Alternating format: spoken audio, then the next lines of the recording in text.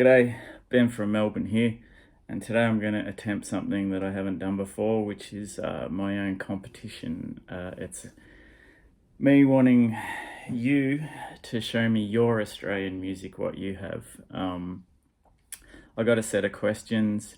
Feel free to answer some of them, all of them, or none of them. Just show me what you got. I'm more interested to see how far wide-reaching Australian music is and who's got what and what rarities or whatever else weird and wonderful you may have. There will be no physical or monetary prize, but there will be something of much greater value if you do happen to win this competition. Guaranteed, you will be filled with an overwhelming sense of well-being. Your five senses will sharpen to a point previously unexperienced. You'll become more attractive. People will stare at you in awe. And in some cases, you may sprout hair, where up until now, you've been barren. You can say, "Hey, I just won the competition on Ben Rankin's very little known and obscure YouTube channel. That's why I'm feeling fine." And if that isn't good enough for you people, you're just too goddamn greedy. Anyway, let's do the questions. First up, I'd like you to show one of your favourite Australian bands or artists. I'll just quickly whip through. At the moment, I'm going to say Mikey Young, because in the last 10-15 years, I've loved everything he's done, such as Eddie Current, Suppression Ring, guitarist extraordinaire, great punk rock band. Ooga Boogers, more kind of punk, but a bit more minimalist, again on guitar and killing it. What you might call a post-punk new wave kind of thing. I guess everything's post-punk, but you know what I mean. Is his band Total Control. This has the awesome song, this album, Black Spring. This one probably also has a little bit of that rhythmic repetition that we love in bands like Noi, but a bit heavier on the guitars. Also, Lace Curtain. Mikey wasn't afraid to explore a bit of electronic music. Again, on one of his solo ones, You Talking to Me, or is it You Feeling Me? I think this one's called. The Green Child, a bit more electronic with female vocals, really good stuff. And of course, his most recent, Power Supply. Great indie pop rock record. Pretty much Ooga Boogers with a new name, and if that does it for you, you'll love this. Also, besides albums that he's played on, he's put together great compilations of Australian music from the early 70s, a lot of unknown stuff. This one, Follow the Sun, and another one called Sad About These Times. As well as that, his production work, he's mastered, mixed, produced, you name it. Here's just a couple from the band Primo. This one's on Anti-Fade. And this is the Stroppies with their album Whoosh on Tough Love Records. Great pop record. Got a bit of that go-betweens thing going on. Right, next question will be, show an Australian single or song from the 60s. Doesn't have to be a 7-inch, it can just be a song that you like, could be off an album, whatever. But today I'm going to show a 7-inch. It's going to be, better have it the right way around. Russell Morris with The Real Thing. Probably the greatest piece of psychedelic music to come out of Australia in the 60s. Fantastic stuff. Next up is show an Australian 90s album. Now, as usual, I'm going to cheat. This is the great indie rock band from Melbourne, Sandpit. No longer with us. Fantastic, angular, but weirdly tuned, catchy songs. This is called The Hunting Picture. It's actually made up of their two fantastic CD-only EPs which come out in the 90s, so that's one of my favourites. I used to go see them all the time. Really, really good. Next up, show an Australian punk record. This is the Mighty Bird Blobs, led by Tim Evans, who was in Mouth and Sea Scouts before that. This is more in the sort of arty, weird time, signatures, birthday party end of things. This is a dark but great record. Show a record. I've lost my spot. Show an Australian female band performer or musician.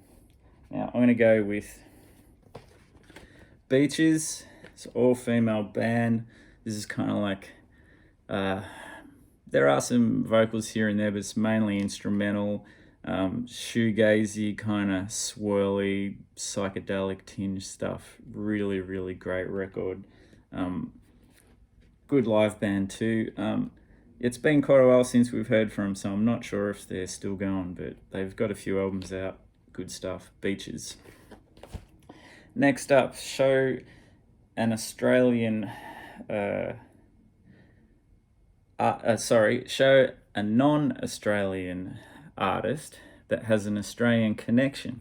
So I'm going to go with the Kinks album Arthur, which of course has the song, if you can see it, Australia. And it also has a great big fat boxing kangaroo in the middle. I'm sure there's heaps better connections you guys can think of, but this is the first one that come to mind for me. Next, show an Australian release from the last 10 years. And I'm glad I checked this because this is bang on 10 years ago. The Great New War. Fantastic band. Just bass, drums, keys, synths, and vocals. Really dark, minimalistic kind of stuff. Yeah, this had the great track on it, Ghost Walking. Released a good record a couple of years ago called Coin, worth checking out as well. Oh, and the drummer for New War actually was in Bird Blobs, which I showed a little bit earlier. New War. Next up, where am I? Show a record with an Australian reference in the cover artwork. Now, some of you may have heard of Paul Kelly. He's probably one of our best known singer-songwriters, been successful since the 80s, and you can't get a better Australian reference than a picture of Ned Kelly on the front, but in this case he's wielding a guitar, which I think is a nice touch. Yeah, great stuff. If good singer-songwriter stuff. He talks about Australian culture and life. Yeah, brilliant. Paul Kelly, deep catalogue. Yeah, you can dip in anywhere and find something that you like. He's always searching for another song, as he says. So yeah, good stuff. Next, I've got Show an Australian compilation. So I'm going to go with New Centre of the Universe, Volume 3, which is the Anti-Fade label. Volume 1 and 2 only come out on CD as far as I know. They're all great comps. This one's got great stuff like Parsnip, Alien Nose Job, Terry, the Stroppies, what else we're going to hear? Traffic Island, The Shifters, School Damage, Gonzo, Exec, who got a new album coming out on Castleface, I believe. Awesome comp. Okay, now show an Australian record label. So in this case, I'm going to go with Art Records and show a few. Oz Mutants, the second Ooga Boogers album, None, great electronic, crazy female vocals over the top with, yeah, 3 keyboard dudes into all analog stuff, a lot of loops and weird sounds. Opposite end of the spectrum, 2 girls, drums and guitar, Super Wild Horses, really catchy shout-along stuff. UV Race. Yeah, what can you say about UV Race? There's something else. Bit more Mikey Young. Eddy current suppression ring. Exhaustion.